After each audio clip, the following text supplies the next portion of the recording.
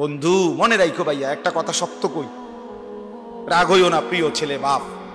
এই কপাল পৃথিবীতে উপার্জনের দুনিয়াবি কোনো কাজে লাগে না। এই হাত পাও এগুলা মানুষের অঙ্গ প্রত্যঙ্গ কাজে লাগে বিভিন্ন উপার্জনের কামে।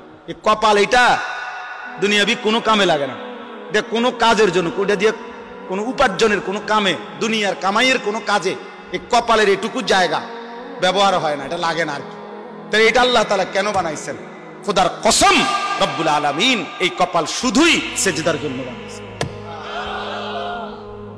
শুধু সেজদার জন্য। এজন্য যে কপাল সেজদা দেয় না, যে কপালে সেজদা নাই, তুই মানুষও না, মানুষের বাচ্চাও না, ইনসানের কোন কাতারে সে পড়ে না,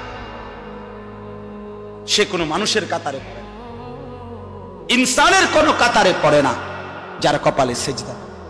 কারণ কপাল বানানোই হয়েছে, সেজদা কাকে বলে? ওয়াদউল জাবহাতে আলাল আরদ, জমিনের মধ্যে কি রাখা, তো কপাল রাখাটারই কি কয়?